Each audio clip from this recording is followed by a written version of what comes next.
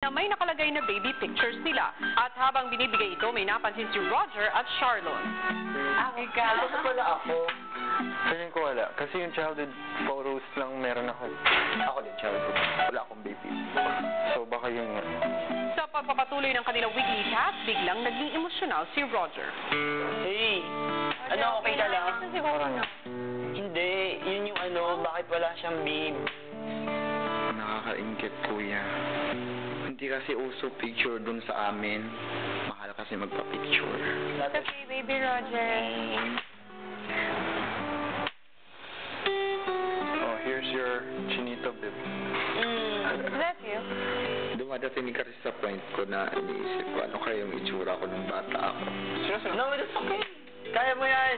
Yeah. Ayoko nga nito. Oo nga. Huwag mo na lang kasi isipin. The more mo Oo. kasi siya iisipin, the more ka maiiyak. Wala lang namang memory na naiwan. Sina Roger at Charlotte nakapagkwentuhan naman ng kawalan nila ng baby pictures. Char, why don't you have a baby picture? Left yung mga picture ko dun sa second set of parents ko.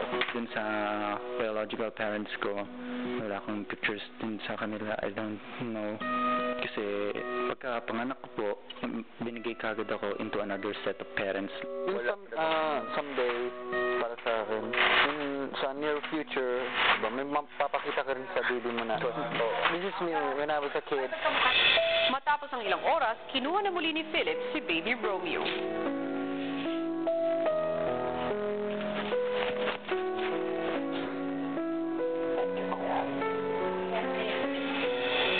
Pagdating sa bedroom, Naka-shower ka ba kanina? Wala pa ako shower eh. Since yesterday pa nga. I will try to carry him. Tapos pag hindi siya umiyak, pwede kang malito.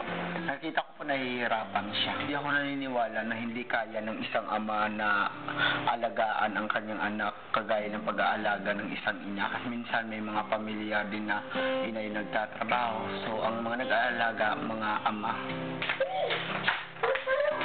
Labas tayo! Lalabas kami! Lalabas kami! Lalabas kami! Baka sa Philip na muna. Pagin! Kuya Roger, he's such a good to look up to. He's such a mature person. He loves to help. Woo! Oh my God, ayaw niya pala dito. O sige, ayun na nga. Ayun na, baba! Ayun na, baba! Hindi naman sinasaktan. You're gonna wear na lang, your damit. Sana yung mga damit niya, Angel. Because I don't know if I can keep going like this, but...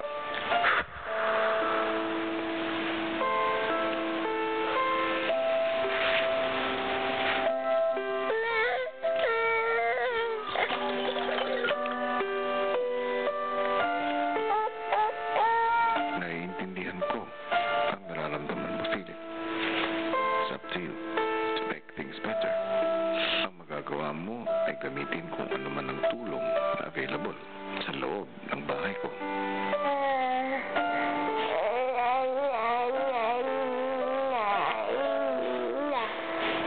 Ngayon, siguro mas maintindihan mo na kung ano ang pinagdadaanan ng isang ina.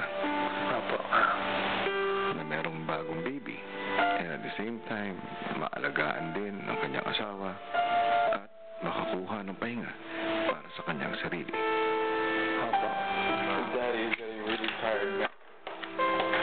Overexhausted na si Daddy. unti-unti na rin nauunawaan ng mga housemates ang dahilan ni Kuya sa pagpasok ni baby Romeo sa loob ng bahay. Kung sa parte ko na po mangyayari yun, as much as possible po, gagawin ko po yung makakaya ko para alagaan ko po yung maging anak ko. Matututo ako dun na parang kaya kong tapatan yung essential sa pag-aalaga ng isang ina. May mga kaibigan at na-meet ako, kuya, actually, na single father.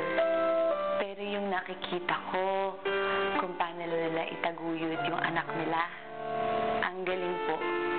Daddy's just trying to find some new ways, baby, huh?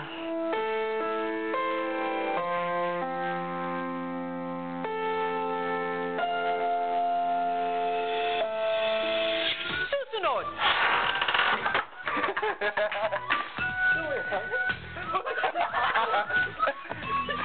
Parang matured naman ang gawin.